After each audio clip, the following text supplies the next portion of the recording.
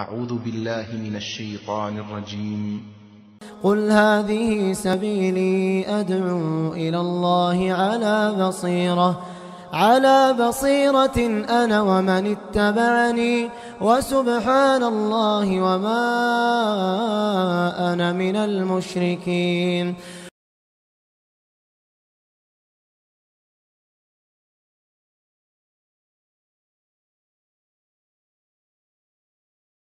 الحمد لله نحمده ونستعينه ونستغفره ونعوذ بالله من شرور أنفسنا ومن سيئات أعمالنا. من يهده الله فلا مضل له ومن يضلله فلا هادي له. ونشهد أن لا إله إلا الله وحده لا شريك له. ونشهد أن محمدا عبده ورسوله أرسله بالهدى ودين الحق ليظهره على الدين كله ولو كره المشركون ولو كره الكافرون. أعوذ بالله من الشيطان الرجيم. بسم الله الرحمن الرحيم. يا أيها الناس اتقوا ربكم الذي خلقكم من نفس واحدة وخلق منها زوجها وبث منهما رجالا كثيرا ونساء واتقوا الله الذي تساءلون به والأرحام إن الله كان عليكم رقيبا. وقال تعالى يا أيها الذين آمنوا اتقوا الله حق تقاته ولا تموتن إلا وأنتم مسلمون. وقال تعالى أيضا يا أيها الذين آمنوا اتقوا الله وقولوا قولا سديدا يصلح لكم أعمالكم ويغفر لكم ذنوبكم ومن يطع الله ورسوله فقد فاز فوزا عظيما. أما بعد فإن أصدق الحديث كتاب الله وخير الهدي هدي محمد صلى الله عليه وسلم وشر الأمور محدثاتها وكل محدثة بدعة وكل بدعة ضلالة وكل ضلالة في النار.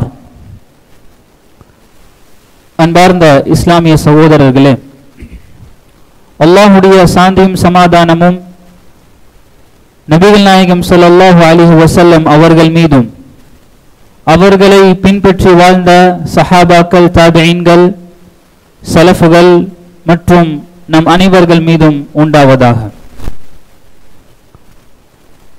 அன்பிற்கினியவர்களே, நம்முடைய வாழ்க்கையில் நாம் எதை நோக்கி சென்று கொண்டிருக்கின்றோம், எந்த விஷயத்தை நோக்கி சென்று கொண்டிருக்கின்றோம் என்பதை ஒவ்வொரு காலகட்டத்திலும் யோசிக்க வேண்டிய ஒரு விஷயம். இந்த பிஸியான இந்த வேர்ல்ட்ல, இந்த உலகத்தில் பார்த்தீங்கன்னா மனிதன் தன்னையே மறந்து விடுகின்றான். இன்னும் சொல்ல போனால் எத்தனையோ மரணங்கள், எத்தனையோ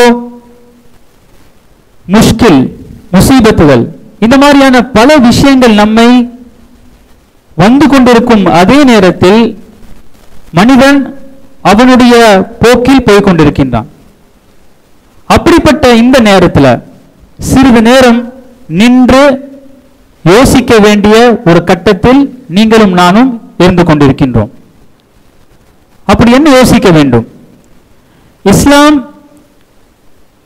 எந்த அடிப்படையில் நம்முடைய வாழ்க்கையை அமைக்க சொல்கின்றது, எந்த அடிப்படையில் நம்முடைய வாழ்க்கையை அமைக்க சொல்கின்றது என்று நாம் யோசித்து பார்த்தால் 4 விஷயம், பல விஷயங்கள் இருக்கின்றன.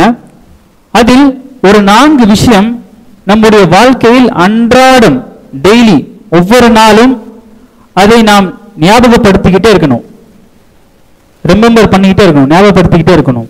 அது என்ன 4 விஷயம்? ஒன்று, நம்முடைய மனதை சுத்தம் செய்து கொண்டே இருக்க வேண்டும். இது என்னன்னு சொல்லி நம்ம பார்ப்போம். இரண்டாவது, அதிகமாக மௌத்தை நினைத்து கொண்டே இருக்க வேண்டும். மூன்றாவது, அதிகமாக ஆசைப்படுவதிலிருந்து நம்மை பாதுகாத்து கொள்ள வேண்டும். மனிதனுக்கு அளவுக்கு அதிகமான ஆசைகள் வந்து கொண்டே இருக்கும். அதிலிருந்து பாதுகாத்து நம்முடைய வாழ்க்கையை கொண்டு போகணும். மூன்றாவது. நான்காவது, போதுமான மனம் இருக்க வேண்டும். அப்படின்னு என்ன அர்த்தம்? சாட்டிஸ்ஃபேக்ஷன். ஒரு மனுஷன் வந்து அதிகமாக சம்பாதிப்பான், ஆனா அவனுக்கு ஒரு சாட்டிஸ்ஃபேக்ஷன் இருக்காது, போதுமான அளவுக்கு மனம் இருக்காது, இன்னும் சம்பாதிக்கணும், இன்னும். அப்படியே அவனுடைய வாழ்க்கையில அந்த ஒரு எண்ணம் இருந்து கொண்டே இருக்கும். ஆனா அதே நேரத்தில் ஒரு மனிதன் பெரிய அளவு சம்பாதிக்க மாட்டான், ஆனா அவனை பார்த்தீங்கன்னா ரொம்ப நிம்மதியா இருப்பான், மனதினுடைய நிம்மதி இருக்கும், அன்றாட வாழ்க்கையில் அவனுடைய வாழ்க்கை சீராக போய்கொண்டிருக்கும். சரியாக இந்த 4 விஷயம் ஒன்றுக்கு ஒன்று இணைக்கப்பட்டது, கனெக்ஷன் இருக்கின்றது. வாங்க சற்று பார்ப்போம் என்ன இந்த 4 விஷயத்துல இருக்குது அப்படின்னு சொல்லிட்டு. முதலாவதாக நான் சொன்னது நம்முடைய உள்ளத்தை சுத்தம் செய்து கொள்ள வேண்டும்.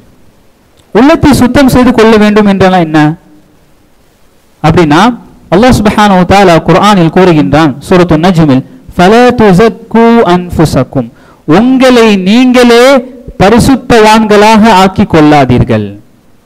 நம்ம என்ன சொன்னோம்? சுத்தம் செய்து கொள்ள வேண்டும் சொன்னோம். அல்லாஹ் என்ன சொல்றான்? உங்களை நீங்களே பரிசுத்தவான்களாக, அதாவது நீங்களே நான் நல்லவன் என்று சொல்லிக் கொள்ளாதீர்கள் என்று அல்லாஹ் குர்ஆன்ல கூறுகின்றான். இப்ப இரண்டுத்துக்கும் என்ன அர்த்தம் இருக்கின்றது? என்ன அர்த்தம் இருக்கின்றது என்று சொன்னால், நாமே நல்லவர் என்று சொல்லக்கூடாது, நாமளே நம்முடைய அமல்களை நல்ல அமல் என்று எண்ணிவிட்டு அப்படியே வாழ்க்கையை ஓட்டக்கூடாது. மாறாக நம்மை எவ்வாறு சுத்தம் செய்வது என்ற எண்ணம் இருக்க வேண்டும். ரெண்டுத்துக்கும் டிஃபரன்ஸ் இருக்கு. நான் ஐ எம் குட் அப்படின்னா என்ன அர்த்தம்? நான் நல்லா இருக்கேன் அப்படின்னு அர்த்தம். அதே நேரத்தில் இல்ல என்கிட்ட பிரச்சனை இருக்குது, நான் எப்படி சரி செய்வது என்று யோசிப்பது இன்னொரு ஒரு மைண்ட் செட். ஸோ ரெண்டுத்துக்கும் வந்து டிஃபரன்ஸ் இருக்குது. யூதர்களை பற்றி அல்லாஹ் சுப்ஹானஹு வ தஆலா கூறும் பொழுது, அலம் தர இலல்லதீன யுஸக்கூன அன்ஃபுஸஹும், நீங்கள் அவர்களை பார்க்கலையா? யூதர்கள், ஜூஸ், அவர்கள் தங்களைத்தானே பரிசுத்தவான்களாக எண்ணிக்கொள்கின்றார்கள். அப்படி இல்லை, பலில்லாஹு யுஸக்கி மன் யஷா, அல்லாஹ் யாரை நாடுகின்றானோ அவனை சுத்தம் செய்கின்றான், அவனை சுத்தமான மனிதனாக, பாவம் இல்லாத மனிதனாக ஆக்குகின்றான். அப்போ ஒரு மனிதனுக்கு எப்பொழுது நான் நல்லவன் என்ற ஒரு எண்ணம் வரும் என்று பார்த்தீங்கன்னா, நிறைய காரணங்கள் இருக்கு. அதுல ஒரு காரணம் பாருங்க, மற்றவர்களை கீழ்த்தரமாக நினைப்பது. மற்றவர்களை கீழ்த்தரமாக நினைத்தால் தன்னுடைய தவறுகளை அவன் ஒத்துக்கொள்ள மாட்டான், தன்னுடைய தவறுகளை ஏற்றுக்கொள்வதில் அவனுக்கு கண் மூடிவிடும், பிளைண்ட் ஆயிடுவான். இது ரொம்ப முக்கியமான ஒரு விஷயம். எப்பொழுது ஒரு மனிதன் மற்றவர்களை கீழ்த்தரமாக என்ன அர்த்தம்? மற்றவர்களை அவர்கள் மதிக்காமல், அவர்களை ஒரு ஒரு பொருட்டாக எடுத்துக்கொள்ளாமல் இருந்தால் அவர்களை கீழ்த்தரமாக நடத்துவது என்று அர்த்தம். அப்படி இருந்துச்சு என்று சொன்னா அவன் தன்னிடத்தில் இருக்கக்கூடிய தவறுகளை பார்க்க மாட்டான். மனிதர்கள் பலவிதமாக மனிதர்கள் இருக்கின்றார்கள். அதுல 3 விதம் சொல்றேன் பாருங்க. இந்த சுத்தம், உள்ளத்தை சுத்தப்படுத்துவதில் ஒருத்தர் என்ன பண்ணுவாரு அப்படின்னா, அவருக்கு தவறு தெரியும், நான் பண்றது தவறுன்னு தெரியும், ஆனா ஒத்துக்கொள்ள மாட்டார். இப்படிப்பட்ட சில கேட்டகரி பீப்புள் இருக்காங்க. இன்னொருத்தவங்க எப்படி இருப்பாங்க அப்படின்னா, தான் பண்றது தவறே என்று தெரியாது. சுப்ஹானல்லாஹ், அவர்கள் வந்து ரொம்ப மோசமான பாவம். அவர்களுக்கு தெரியாது நான் பண்றது தவறு. எப்பொழுது ஒரு மனிதன் தான் பண்றது தவறு என்று தெரிஞ்சவனை திருத்திக் கொள்ள முடியும்? நான் பண்றது தவறே என்று தெரியாமல் ஒருத்தர் நல்ல வழியில் இருக்கும் பொழுது எவ்வாறு திருத்திக் கொள்ள முடியும்? ரொம்ப ரொம்ப கஷ்டம். மூன்றாவது என்ன அப்படின்னா, தான் பண்றது தவறு, அதை திருத்திக் கொள்வதற்கு முன் வரக்கூடியவர்கள். இந்த 3 கேட்டகரியில அல்லாஹ் சுப்ஹானஹு வ தஆலா நம்மை 3வது கேட்டகரியில வைக்கணும். தவறுகளை ஒற்றுக்கொள்வது, நான் தான் இதை செய்தேன் என்று ஒத்துக்கொள்ளக்கூடிய தன்மை சுத்தம் செய்வதில் முதலாவதான ஸ்டெப். நம்முடைய உள்ளத்தை சுத்தம் செய்வதில் முதலாவதான பங்கு எதுல இருக்குது? நான் தவறளித்து விட்டேன், நான் தவறளித்து விட்டேன். அது யாராக உங்களிடத்தில் சொன்னாலும் சரி, உங்களில் வயதில் சிறியவர்களாக இருந்தாலும் சரி, உங்களில் வயதில் பெரியவர்களாக இருந்தாலும் சரி, அல்லது உங்களுடைய நண்பர்களாக இருந்தாலும் சரி, அந்த பக்குவத்தை கொண்டு வர வேண்டும். இந்த ஒரு மைண்ட் செட்டை நம்ம கொண்டு வந்துட்டோம் அப்படின்னு சொன்னா நம்முடைய பல பிரச்சனைகள் தீர்ந்துவிடும், பல பிரச்சனைகள் தீர்ந்துவிடும். அடுத்ததாக நாம் பார்க்கக்கூடிய விஷயம் என்ன அப்படின்னு பாத்தீங்கன்னா, இரண்டாவதாக நான் சொன்னது என்னது? என்ன சொன்ன? இரண்டாவதாக மௌத்தை நினைத்தல். மௌத்தை நினைத்தல். ஒரு மனிதன் ஒவ்வொரு நாளும் மௌத்தை நினைக்க வேண்டும். அதனாலதான் நபிகள் நாயகம் ஸல்லல்லாஹு அலைஹி வஸல்லம் கூறினார்கள், குந்து நஹைதுகும் அன் ஜியாரத்தில் கபூர். கபூர் ஜியாரத் இருக்கு பாத்தீங்களா, அதை நான் தடுத்திருந்தேன் நபி ஸல்லல்லாஹு அலைஹி வஸல்லம் சொல்றாங்க ஃபர்ஸ்ட். அதுக்கப்புறம் என்ன சொன்னாங்க? ஃபஸூருஹா. ஆனா இப்ப நீங்க அதை என்ன பண்ணுங்க? நீங்க போய் ஜியாரத் பண்ணுங்க, கபர் ஜியாரத் பண்ணுங்க. எதனால? ஃபஇன்னஹா துذكிருல் ஆখিরাহ. அது ஆখিরাவை, மறுமையை ஞாபகப்படுத்தக்கூடியதாக இருக்கின்றது. நம்முடைய வாழ்க்கை இங்குதான் செல்லக்கூடியதாக இருக்கிறது, இதற்காக தான் நம்ம தயார் செஞ்சுட்டு இருக்கோம் அப்படின்னு சொல்லிட்டு நம்முடைய மைண்டை கொஞ்சம் ஸ்டேபிள் பண்ணும். ஓடிக்கொண்டே இருக்கிறான், கொஞ்ச நேரம் ஸ்டாப் பண்ணு. எதுக்காக ஓடுறீங்க? எதற்காக நம்ம சம்பாதிக்கிறோம்? எதற்காக இவ்வளவு கஷ்டப்படுறோம்?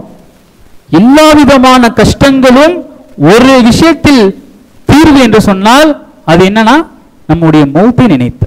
எந்த ஒரு மிகப்பெரிய ஒரு முசீபத்தாக இருந்தாலும் மௌத்துக்கு முன்னாடி மிகப்பெரிய முசீபத் எதுவுமே இல்லை. அது அல்லாஹ் குர்ஆன்ல கூறுகிறான், யா அய்யுஹல்லதீன ஆமனு தக்குல்லாஹ் வல் தன்துர் நஃப்ஸும் மா கத்தமத் லிகத். நாளைக்கு நீங்க என்ன சம்பாதிச்சிருக்கீங்க கொஞ்ச நேரம் நின்று யோசிங்க. மா கத்தமத் லிகத், நாளைக்கு. நாளைக்குனா என்ன? மறுமை நாள். யோசிங்க. வத்தகுல்லாஹ இன்னல்லாஹ கபீரும் பிமா தஅமலூன் என்ற விஷயத்தை நம்முடைய மனதில் ஏற்றுக்கொள்ள வேண்டும். அழகா ஒரு விஷயத்தை சொன்னார்கள்.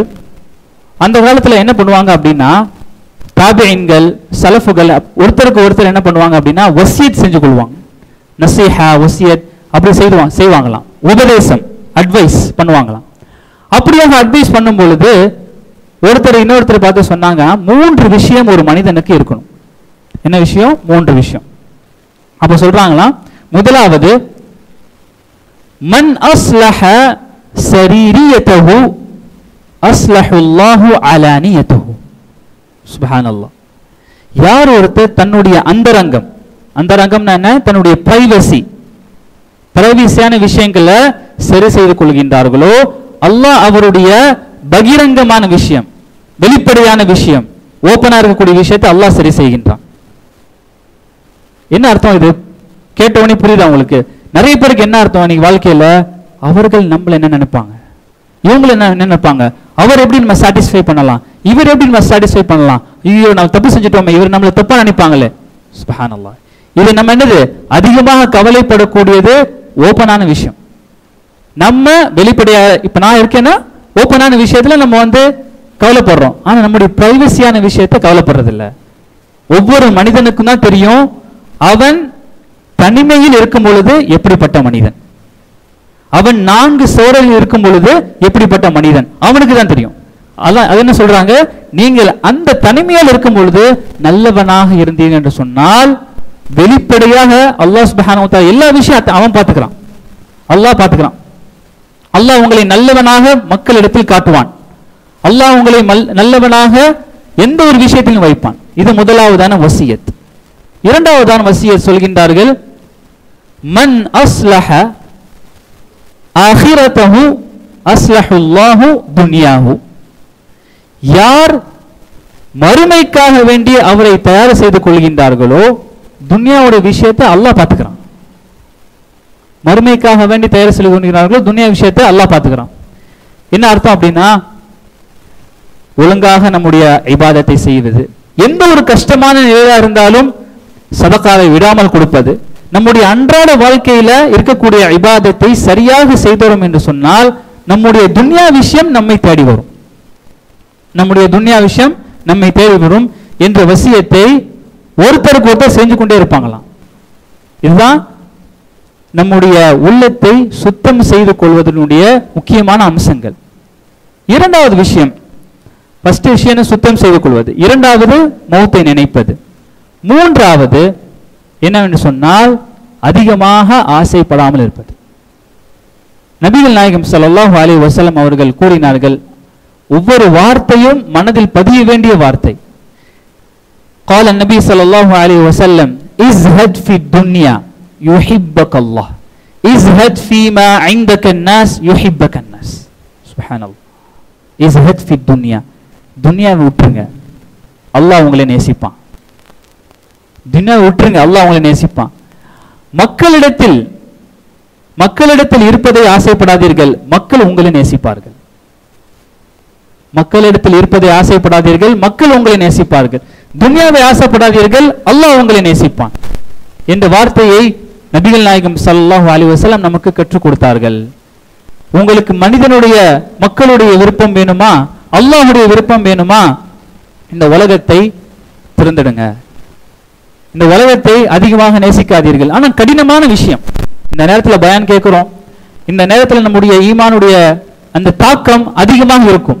ஆனா நம்ம உலகத்துக்கு போயிட்டோம் அப்படின்னா, இந்த மஸ்ஜிதை விட்டு போயிட்டோம் அப்படின்னா சுப்ஹானல்லாஹ் அந்த ஒரு தாட் நம்மளுக்கு இருக்காது. அதை நம்ம புதுப்பிச்சுக்கிட்டே இருக்கணும். எப்படி புதுப்பிக்க முடியும்? மஸ்ஜிதுக்கு வந்துகிட்டே இருக்கணும், பயான் கேட்டுட்டே இருக்கணும், ஒருத்தருக்கு ஒருத்தர் உபதேசம் செஞ்சுக்கிட்டே இருக்கணும். அப்பொழுதுதான் இந்த வாழ்க்கையில இந்த முசீபத்தான ஃபித்னாவான இந்த உலகத்துல நம்மால் வாழ முடியும். அப்படிப்பட்ட ஒரு ஃபித்னாவான வாழ்க்கையில வாழ்ந்து கொண்டிருக்கும். நபிகள் நாயகம் ஸல்லல்லாஹு அலைஹி வஸல்லம் கூறினார்கள், மா அன ஃபித் துன்யா, ஒவ்வொரு வார்த்தையும் கவனமாக கேட்க வேண்டும். மா அன ஃபித் துன்யா, நான் இந்த உலகத்தில் எப்படிப்பட்டவன் சொல்றாங்க, கராகிபின், ஒரு முசாஃபிரை போன்றவர், ஒரு பயணம் செய்யக்கூடிய ஒரு மனிதர். என்ன பண்ணுவார்? அந்த காலத்தில் பயணம் செய்யக்கூடிய மனிதர் போய்கொண்டே இருப்பார், தூரமா போய்கொண்டே இருப்பார், ஒட்டகத்திலேயோ அல்லது நடந்தோ போயிட்டு இருப்பார். அவருக்கு டயர்ட் ஆயிடுச்சுன்னா என்ன பண்ணுவாரு? இஸ்ததல்ல தஹ்த ஷஜரா, ஒரு மரத்திற்கு கீழே அவர் என்ன பண்ணுவார்? ஓய்வு எடுப்பார், ரெஸ்ட் எடுப்பார். சும்மராஹ, பிறகு என்ன பண்ணுவார்? அங்க இருந்து அவர் திருப்பி போய்கொண்டே மன்சிலை தேடி போவார். அந்த மாதிரிதான் நம்முடைய வாழ்க்கை இப்ப இருக்கக்கூடிய இந்த வாழ்க்கை ஒரு நிழலை போன்ற ஒரு ஷேடோ. அந்த ஷேடோல இருந்து கொண்டு இருக்கின்றோம். அதை கொஞ்ச நேரம் ரெஸ்ட் எடுத்துட்டு இருக்கோம், திருப்பி என்ன பண்ணுவோம்? திருப்பி போயிட்டே இருப்போம். எதை நோக்கி போய்கொண்டு இருக்கிறோம்? மறுமையை நோக்கி போய்கொண்டு இருக்கின்றோம் என்ற ஒரு அழகான ஒரு ஹதீஸ் நபிகள் நாயகம் ஸல்லல்லாஹு அலைஹி வஸல்லம் அவர்கள் கூறுகின்றார்கள். அப்ப அஸ்ஸுஹுத் இருக்க வேண்டும் மனிதனுக்கு. அஸ்ஸுஹுத் என்று சொன்னால் அதிகமாக ஆசைப்படாத இருக்க.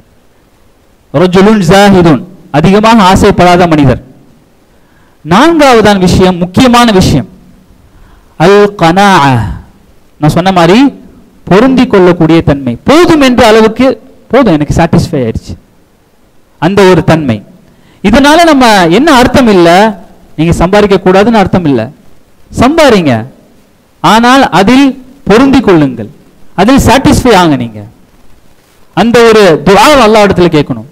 யா அல்லாஹ், நம்ம என்ன கேட்கிறோம்? பொருளாதாரத்தை கேட்கிறோம். யா அல்லாஹ் எனக்கு பொருளாதாரத்தை தா, யா அல்லாஹ் எனக்கு அதிகமான அம்வால் மாலத்தா, பணத்தை தா கேட்கிறோம். அதே நேரத்தில் யா அல்லாஹ் இதில் எனக்கு பரக்கத்தை தா. யா அல்லாஹ் எப்போதாவது கேட்டிருக்கோமா? எனக்கு பரக்கத்தை தா. எவ்வளவு அல்லாஹ் காசை கொடுத்தாலும் அதுல பரக்கத்து இல்லைன்னு வச்சுக்கோங்க, போயிட்டே இருக்கும், கையில நிக்கிறதே தெரியாது. லட்சமா சம்பாதிச்சாலும் மாச கடைசியில ஒண்ணுமே இருக்காது. அதே நேரத்தில் குறுகிய அளவு சம்பாதிச்சாலும் பரக்கத் இருந்தது என்று சொன்னால் சுப்ஹானல்லாஹ், அவருடைய அந்த மன நிம்மதி அதை பெற்றுக்கொள்ளவருக்கு தான் தெரியும். நபிகள் நாயகம் ஸல்லல்லாஹு அலைஹி வஸல்லம் அவர்கள் கூறினார்கள், قد أفلح من أسلم ورزق كفافا ثم قنعه الله كما قال النبي صلى الله عليه وسلم. யார் இஸ்லாத்தை ஏற்றுக்கொண்டாரோ அவர் வெற்றி பெற்று விட்டார். பிறகு அவருக்கு போதுமான அளவு ரிஸ்க் கொடுக்கப்பட்டுச்சு, போதுமான அளவு ரிஸ்க் கொடுக்கப்பட்டுச்சு. அது மட்டும் இல்ல, அதை அல்லாஹ் சுப்ஹானஹு வ தஆலா அவருக்கு போதுமான அளவாக ஆக்கிவிட்டான், சாட்டிஸ்ஃபை ஆக்கிட்டான். ஏன்னா ஒரு மனிதனுக்கு இந்த சாட்டிஸ்ஃபேக்ஷன் இல்லைன்னு வச்சுக்கோங்க, ஹராம்ல அதிகமாக போவான். இந்த சாட்டிஸ்ஃபை இல்லைனால தான் ஒரு மனிதன் வட்டிக்கு போறான், எப்படியாவது சம்பாதிக்கலாமான்னு சொல்லிட்டு. இந்த சாட்டிஸ்ஃபை இல்லைன்னு சொல்லனால தான் ஒரு மனிதன் கடன் வாங்குறான். இது கடன் வாங்கி நம்ம எப்படியாவது வேற மாதிரி சம்பாதிக்கலாமா, அந்த கடனை வாங்கி அதுக்கப்புறம் அந்த கடனை கட்ட முடியாம பல பிரச்சனைகள். இந்த சாட்டிஸ்ஃபை இல்லாதனால தான் ஒரு மனிதன் ஹராமான விஷயங்களை ஈடுபடுறான், தவறான தொழில்களில் ஈடுபடுறான், ஹலால் ஹராம் பேணாமல் இருக்கின்றான். எல்லாமே மூலமான ஒரு காரணம் மனதில் போதுமான அளவு அந்த அந்த மனது இல்லை, அவரிடத்துல சாட்டிஸ்பாக்சன் இல்லை. சுப்ஹான் அல்லாஹ். இன்றைய குழந்தைகளுக்கு இதை நம்ம சொல்லிக் கொடுக்கணுங்க. நம்ம குழந்தைகள் என்ன கேட்டாலும் வாங்கி கொடுத்துடுறோம். நம்ம கஷ்டப்பட்ட மாதிரி நம்ம குழந்தைகள் கஷ்டப்படக்கூடாது அப்படின்னு நம்ம நினைக்கிறோம். நல்ல விஷயம் தான், அல்ஹம்துலில்லாஹ், இல்லைன்னு சொல்லல. ஆனா அதே நேரத்துல அவனுக்கு இது போதும், இதுல நீ வாழ்க்கைய நடத்த வேண்டும், இது உனக்கு இது போதும் அப்படின்னு சொல்லி அந்த மனப்பக்குவத்தை ஊட்ட வேண்டும். 5 வயசுல 10 வயசுல கேட்கறதெல்லாம் வாங்கி கொடுத்துடும் அப்படின்னு சொன்னா ஒரு காலத்துல அவனுக்கு கிடைக்காம கூடிய அந்த நேரத்தில் என்ன பண்ணுவான், ஹராமாக்கு தான் போவான், வட்டிக்கு தான் போவான், கடனை தான் வாங்குவான், ஊதாரித்தனமா இருப்பான். இப்படி போகக்கூடிய நிலைமைக்கு யார் நம்ம தான் அவர்கள் தள்ளுறோம். அப்ப அல் கனா சாட்டிஸ்பாக்சனை குழந்தைகளுக்கு ஊட்டுவது, குறிப்பாக இன்றைய காலத்தில் ஊட்டுவது ரொம்ப ரொம்ப முக்கியமாக ஒரு விஷயமாக இருக்கின்றது. இமாம் ஷாஃபிஈ ரஹிமஹுல்லாஹ் அவர்கள் கூறுகின்றார்கள், ஒரு மனிதனுக்கு 5 விஷயம் இருந்தது என்று சொன்னால் அவன் உலகத்தையும் வென்று விட்டான், மறுமையையும் வென்று விட்டான். முதலாவது கினன் நஃப்ஸ். முதலாவது என்னது? கினன் நஃப்ஸ், மனதில் பொருந்திக் கொள்ளக்கூடிய அந்த தன்மை. இரண்டாவது கஸ்புல் ஹலால், நல்ல ஹலாலான முறையில சம்பாதிப்பது. மூன்றாவது லுப்சு தக்வா, தக்வா என்ற அந்த வாழ்க்கையில் தன்னுடைய வாழ்க்கையை எல்லாவுடைய நிலையில் அல்லாஹ்வுடைய இறையச்சத்தை கொண்டு செல்வது.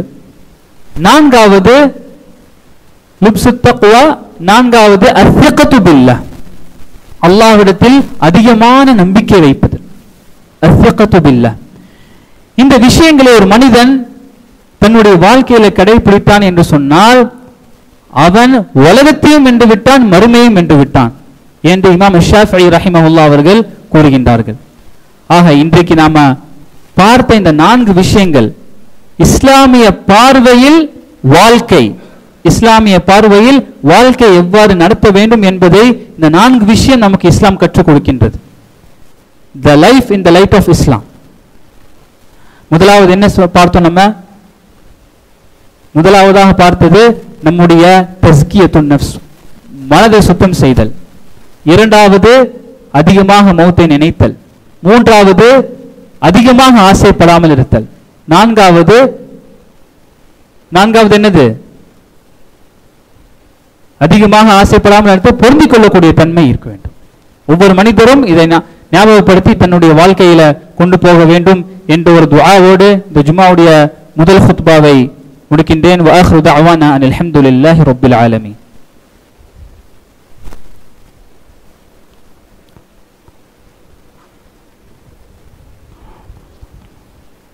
அல்ஹம்துலில்லாஹ் வஸ்ஸலாத்து வஸ்ஸலாமு அலா ரசூலில்லாஹ் வ அலா ஆலிஹி வ ஸஹ்பிஹி அஜ்மஈன். அம்மா பஅத்.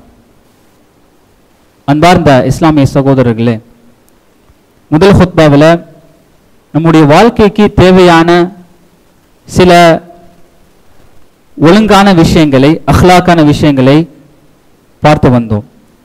இந்த இரண்டாவது குத்பாவில் ஒரு முக்கியமான ஒரு விஷயத்தை சொல்ல ஆசைப்படுகின்றேன். ஒவ்வொரு மனிதரும் இதை பெரிய அளவில் எடுத்துக்கொள்வதில்லை, பெருசாக நினைப்பதில்லை. பார்ப்பதற்கு ரொம்ப சின்ன விஷயம்தான், ஆனா இதுல இருக்கக்கூடிய விஷயம் ரொம்ப பெருசு. என்னன்னு பாத்தீங்கன்னா, வெளியில போகும்போது கரண்டைக்காலுக்கு கீழே துணி போடுவது. கரண்டைக்காலுக்கு கீழே துணி போடுவது பெருசு ஒரு விஷயமா யாரும் நினைக்கிறதே கிடையாது. சுபஹான் அல்லாஹ். அப்படியே அந்த கரண்டைக்கால் கீழே துணியை போட்டு மஸ்ஜிதுக்கு வருவது. ஆனா மஸ்ஜிதுக்கு வந்து என்ன பண்ணுவார்? அது நல்லா மடிச்சு விட்டுருவார். மஸ்ஜிதுக்கு வந்து முட்டுக்கால் வரைக்கும் மடிச்சு விட்டுருவார். மஸ்ஜிதை விட்டு வெளியே போகும்போது திருப்பி கரண்டைக்கால் கீழே வெளியே போகும். சுப்ஹானல்லாஹ். இது பெரிய விஷயம் நினைக்கிறது இல்லை. கேட்டா என்ன சொல்லுவாங்க, கரண்டைக்கால் கீழே உடுத்துவது யாருக்கு பெருமை இருக்கின்றதோ அவர் தான் கரண்டைக்கால் கீழே உடுத்தக்கூடாது. நமக்கு பெருமை இல்லை. ஏன்னா ஒரு ஹதீஸ்ல இருக்கின்றது, யார் கரண்டைக்கால் கீழே ஆடைகளை உடுத்துகின்றாரோ அவர் பெருமைக்குரியவராக இருக்கின்றார். பெருமை இருக்கவட்ட கிபிர் தக்கபுர் இருக்கின்றது. ஆனா அப்படி கிடையாது. நாம் நபிகள் நாயகம் ஸல்லல்லாஹு அலைஹி வஸல்லம் சொன்ன ஒரு சுன்னத்தை, கரண்டைக்காலுக்கு மேல நீங்க ஆடை அணிங்க சுன்னத்தை யாருக்காண்டி விடுறோம்? மக்கள் என்ன நினைப்பாங்க? ரொம்ப ஒரு பேக்வர்ட் கிளாஸா இருக்கு, இது ஒரு ஃபேஷன் இல்லை, அப்படிதான் நினைக்கிறோம். நம்முடைய பசங்களுக்கும் சொல்லிக் கொடுப்பதில்லை. யார் வீட்லயாவது அந்த விஷயத்தை நோட் பண்றோமா? கிடையாது. லோஹிப் போடுறது, சுப்ஹானல்லாஹ். கேட்டா மக்கள் நினைப்பாங்க, தப்பா நினைப்பாங்க, என்ன போட்டிருக்கான் ட்ரெஸ், என்னன்னு போட்டிருக்கோம். ஆனா அல்லாஹ் நம்மளை தப்பா நினைப்பான் என்ற ஒரு விஷயம் நமக்கு இல்லை. அப்போ நம்ம மனதுல பெருமை வந்துருச்சு. சாதாரண விஷயம்தான், ஆனா பெருமை வந்துருச்சு. அல்லாஹ் சுப்ஹானஹு வ தஆலா 3 பேரை பார்க்க மாட்டான் என்று சொன்னான். அதுல ஒரு கியாமத் நாள்ல அதுல ஒரு விஷயம், யார் கரண்டைக்கால் கீழே ஆடை அணிகின்றாரோ. நான் சொல்றேன், பேண்ட் தைக்கும் பொழுது கரண்டைக்காலுக்கு மேல தைங்க. அது என்ன நம்ம மடிச்சு விட்டுறது? மடிச்சு விட்டுதான் நம்ம இது பண்ணுமா? சுப்ஹானல்லாஹ். இந்த விஷயத்தை கவனத்தில் கொள்ள வேண்டும். ஒவ்வொரு நாளும் தொழுகைக்கு வரும் பொழுது நான் பார்க்கிறேன், நிறைய பேரை பார்க்கிறேன், அந்த விஷயத்துல கரண்டைக்கால் கீழே போடுறது பெரிய ஒரு விஷயமாவே நினைக்கிறது இல்லை. அது ஒரு மிகப்பெரிய பாவமாவே நினைக்கிறது இல்லை. அதான் பிரச்சனை. பாவத்தை பாவம் என்று நினைக்காமல் இருக்கும் பொழுதுதான் மனிதன் அதில் அசால்ட்டாக இருப்பான். பாவத்தை முதல்ல பாவம், அதனுடைய தண்டனை என்ன என்பதை நினைக்க வேண்டும். இதெல்லாம் சின்ன சின்ன அஹ்லாக். இந்த அஹ்லாக்கை நம்ம தெரிந்து கொண்டாதான் நம்முடைய பெரிய பெரிய இபாதத்துகள் ஏற்றுக்கொள்வதற்கு ஒரு மிகப்பெரிய முக்கியமாக அம்சமாக இருக்கின்றது. அல்லாஹ் சுப்ஹானஹு வ தஆலா நம்முடைய ஒவ்வொரு அமல்களையும் ஏற்றுக்கொள்வானாக. ரப்பனா லா துஆഖித்னா இன் நஸீனா வஅக்தானா ரப்பனா வலா தஹ்மில் அலைனா இஸ்ரன் கமா ஹமல்தஹு அலல் லதீன மின் قبلنا ربنا ولا تحملنا ما لا طاقة لنا به واعف عنا واغفر لنا وارحمنا أنت مولانا فانصرنا على القوم الكافرين إن الله يأمركم بالعدل والإحسان وإيتاء ذي القربى وينهى عن الفحشاء والمنكر والبغي يعظكم لعلكم تذكرون واذكروا الله يذكركم وادعوه يستجب لكم ولذكر الله أكبر والله يعلم ما تصنعون وأقيموا الصلاة.